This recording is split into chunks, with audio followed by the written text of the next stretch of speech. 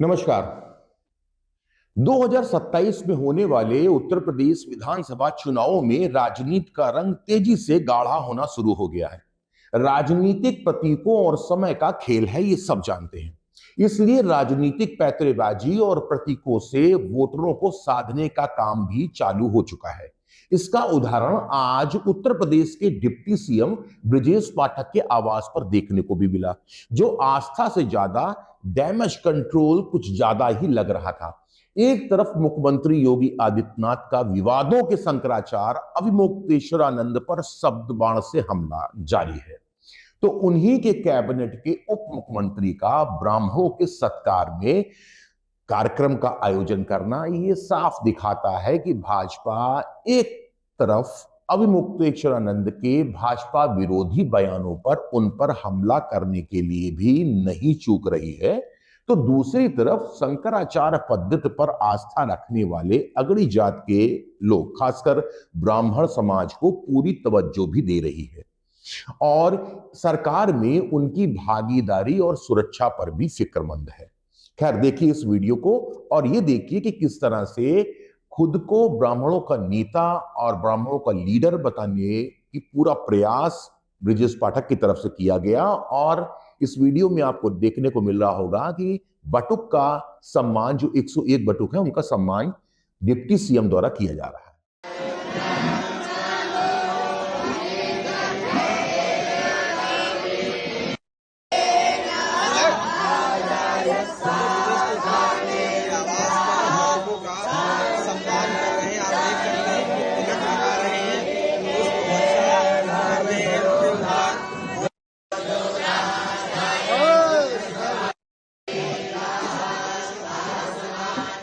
खैर, विवादों की शुरुआत कई कारणों से हुई है, जिसमें यूजीसी प्रकरण पर जब भाजपा बैकफुट पर थी, हर तरफ एक समुदाय, खासकर ब्राह्मण, क्षत्रिय और वैश्य समाज को पीड़ित करने का भाजपा पर आरोप बहुत तेजी से लगाया जा रहा था और विपक्षी पार्टियां हमलावर थी। उसी समय प्रयागराज माघ मेले में शंकराचार्य अविमुक्तेश्वरानंद के लाव लश्कर के साथ स्नान करने की जिद को लेकर जो विवाद हो गया, उसको प्रशासन ने सख्ती से निपटने का काम किया। हालांकि राजनीति में पहले से सक्रिय रहने वाले अविमुक्तेश्वरानंद के समर्थन में समाजवादी पार्टी उतर आई और बताया गया कि शंकराचार्य के शिष्यों पर अत्याचार किया गया है, चोटियां पकड़ी गई हैं, शिखा के साथ में बदसलूकी की गई है, जिससे सनातन अस्मिता को नुकसान पहुंचा है। हालांकि योगी आदित्यनाथ पर लगातार हमलावर अविमुक्तेश्वरानंद पर योगी भी उनको जमीनी हकीकत दिखाने का काम लगातार कर रहे हैं। उन्होंने अविमुक्तेश्वरानंद को अराजक तक कहने में परहेज नहीं किया। ये सुनिए। शंकराचार्य नहीं लिख सकता। हर व्यक्ति हर पीठ के आचार्य के रूप में जाकर के जहां तहां वातावरण खराब नहीं कर सकता। उन मर्यादाओं का पालन सबको करना होगा। और अगर वो शंकराचार्य थे तो क्यों आप लोगों ने लाठीचार्ज किया था वाराणसी में? क्यों एफआईआर लॉन्च किया था? आप नैतिकता की बात करते हैं। 4.5 करोड़ श्रद्धालु जहां पर आए हों, एक जिम्मेदार और मर्यादित व्यक्ति कभी इस प्रकार का आचरण नहीं कर सकता।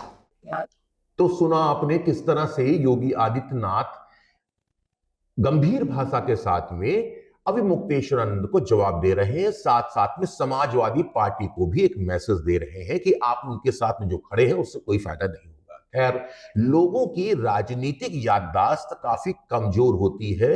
ये तो बताना भी जरूरी है कि अखिलेश यादव के कार्यकाल में ही अविमुक्तेश्वरानंद पर पुलिस ने लाठियां भांजी थी।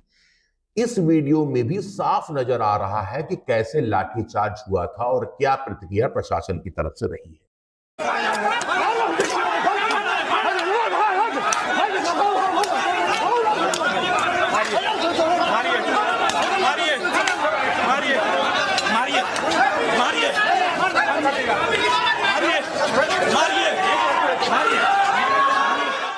खैर, आज के राजनीतिक माहौल में समाजवादी पार्टी अविमुक्तेश्वरानंद मामले पर सरकार को घेरने का काम कर रही है, जिससे उसका अगड़ी जाति का खासकर ब्राह्मण समुदाय अलग हो जाए।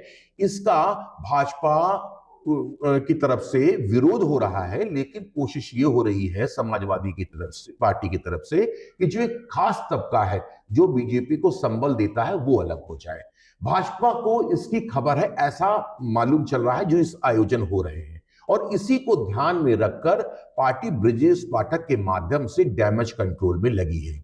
एक दिन पहले ही लखनऊ में संघ प्रमुख मोहन भागवत के 2 दिन के प्रवास के मौके पर पहले योगी आदित्यनाथ ने उनसे मुलाकात की, फिर प्रदेश के डिप्टी सीएम उनसे मिलने पहुंचे। इसको राजनीतिक रूप से भाजपा की गुटबाजी के तौर पर देखना अभी थोड़ी जल्दबाजी होगी, लेकिन एक बात इन मुलाकातों और आयोजनों से साफ है कि भाजपा योगी सरकार के 10 सालों की एंटी इनकम्बेंसी, यानी जो सरकार के विपरीत की लहर है, उसको खत्म करने के सारे जुगत लगा रही है, और समाजवादी पार्टी के समय की अराजकता को भी भाजपा वोटरों को और प्रदेश की जनता को याद दिलाने में कोई कोर कसर नहीं छोड़ेगी। ऐसा आभास तो अभी इस तरह के आयोजनों से होने लगा है।